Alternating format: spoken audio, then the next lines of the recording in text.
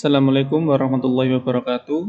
Perkenalkan, nama saya Umam Syaifuddin, nomor NIM 20190020092. Baik, untuk kesempatan kali ini saya akan mempresentasikan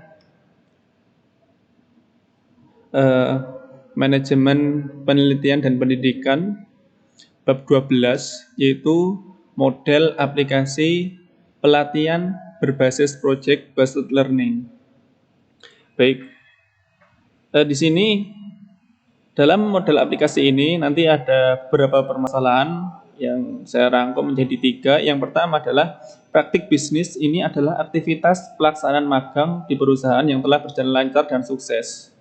Kemudian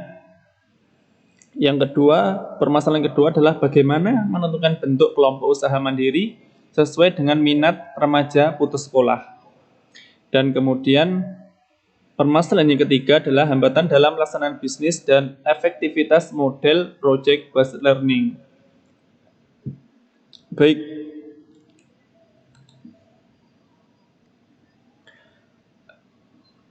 pada kesempatan kali ini kita akan membahas konsep project based learning. Baik, esensinya menurut Gitbel tahun 2005, konsep project based learning adalah cara pembelajaran yang bermuara pada proses pelatihan berdasarkan masalah nyata yang dilakukan sendiri melalui kegiatan tertentu. Baik, dalam konsep ini ada beberapa pelatihan, yaitu dengan belajar melalui situasi pada masalah. Nah, di sini untuk pelatihannya yaitu dijalankan dengan cara yang pertama adalah dinamika kerja kelompok. Kemudian yang kedua, investigasi secara independen atau mandiri.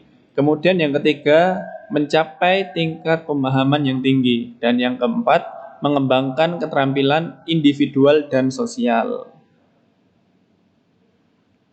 Model project based learning ini berbeda dengan pembelajaran langsung yang menekankan prestasi, ide-ide, dan keterampilan pelatih.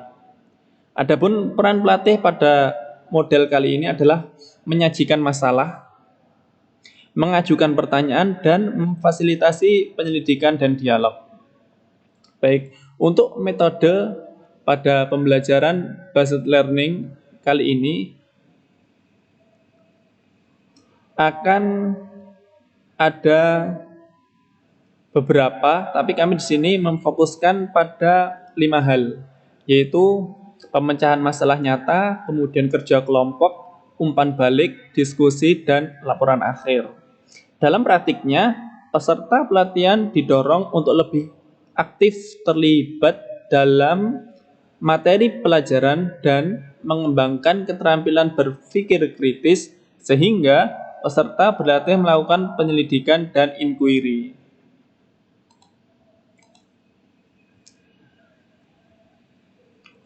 Untuk prosedur pembelajaran project based learning, yang pertama adalah prosedur pembelajaran bisnis. Dalam prosedur ini,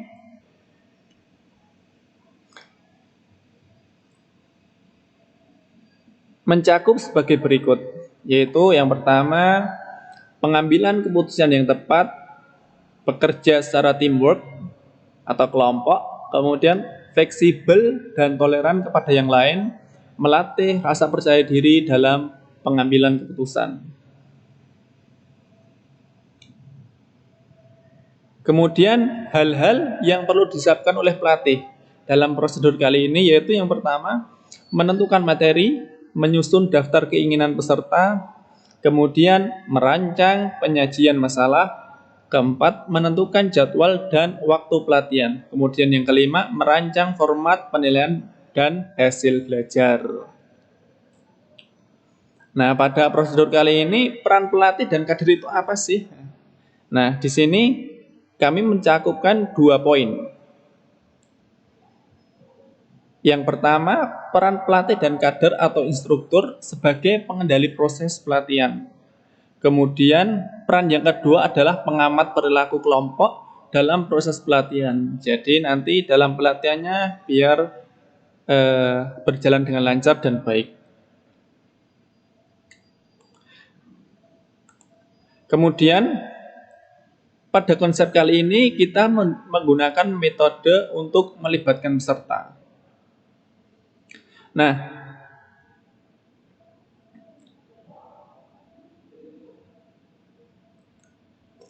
kegiatan pelatih pada penerapan metode project based learning antara lain. Yang pertama adalah pelatih menyampaikan masalah bisnis tertentu untuk dipelajari. Yang kedua, peserta harus mengkaji permasalahan secara bersama. Dan yang ketiga, peserta melakukan riset dengan mencari sumber referensi di lapangan. Kemudian yang keempat dan yang terakhir, peserta akan menemukan penjelasan solusi atau rekomendasi kelompok terhadap permasalahan yang dipelajari. Nah, tujuan utama metode ini bukan hanya menemukan pemecahan masalah, melainkan juga mempelajari cara pemecahan masalah dan mengembangkan kemampuan berpikir kritis. Nah, untuk presentasi pada kesempatan kali ini mungkin saya cukupkan sekian, kurang lebihnya mohon maaf. Assalamualaikum warahmatullahi wabarakatuh.